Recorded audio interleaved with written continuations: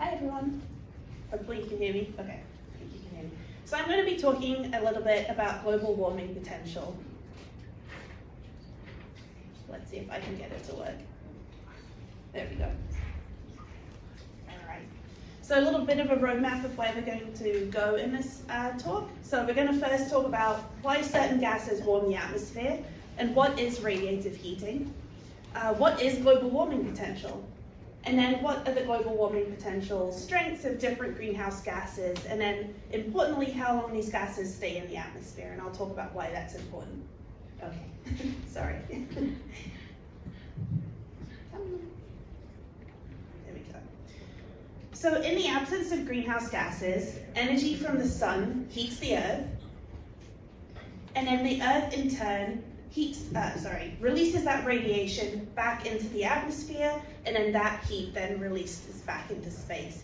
And this is known as radiative heating. And you've experienced this if you've been in a parking lot or close to a pavement in the summer, and you feel that heat radiating off of it. That's exactly what's happening all over the earth.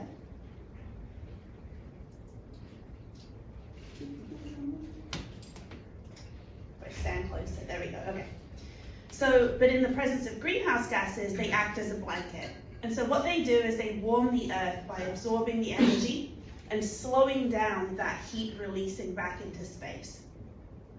Specifically, they do this by each molecule of gas absorbing the energy that's released from the earth and then releasing some of that energy back into space, but importantly, releasing some of that energy back towards Earth. So this is creating an insulating blanket over the planet. And now we understand, okay, this is generally how these molecules of gas are acting. The important thing to remember is not all gases are the same, right? And so what we need is a way to differentiate and compare how different gases warm the Earth and create this sort of insulating layer. And so that brings us to the global warming potential. So this allows us to compare the global warming impact of different greenhouse gases. And it does that, or another way to sort of say that last statement is that GWP measures how potent a gas is at contributing to climate change. So you can think about it in those two different ways. And if we sort of step back and say, if we step back and talk about, okay, well, what actually is GWP?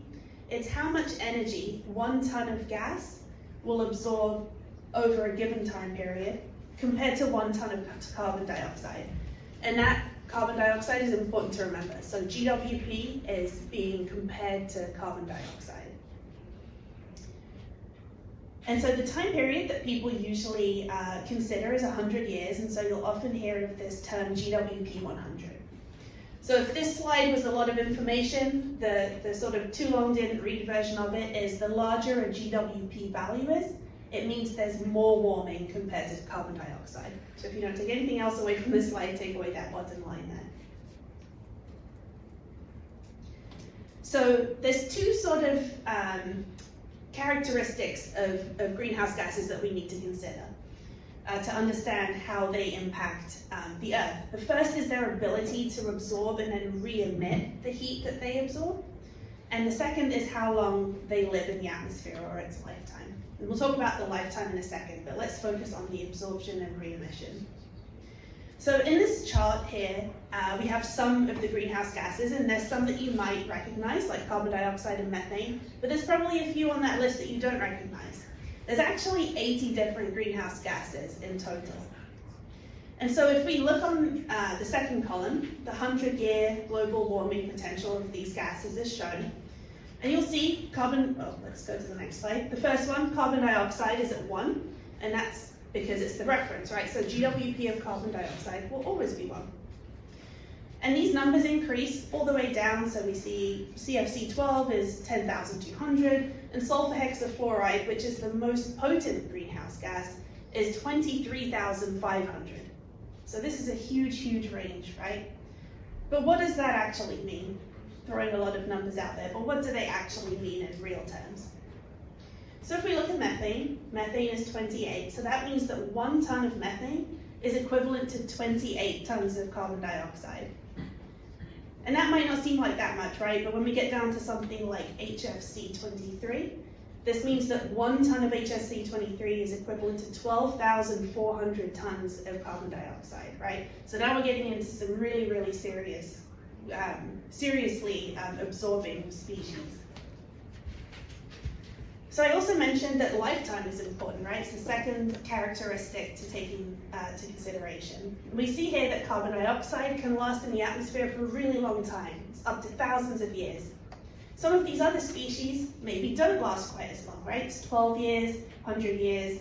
Sulfur hexafluoride though, 3,200 years. So again, quite a long time.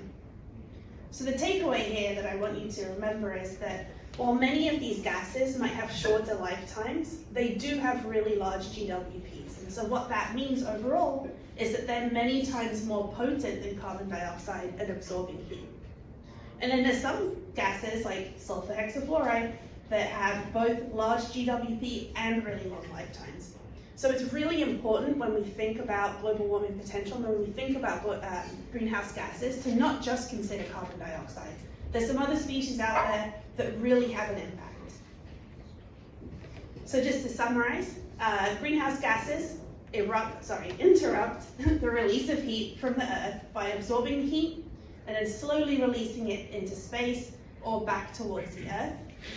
GWP is how potent a gas is at contributing to climate change, and the larger the GWP value, the more warming there is compared to carbon dioxide. And don't forget to consider the lifetime of gases. Some of them have both very large GWPs and also really long lifetimes. Thank you.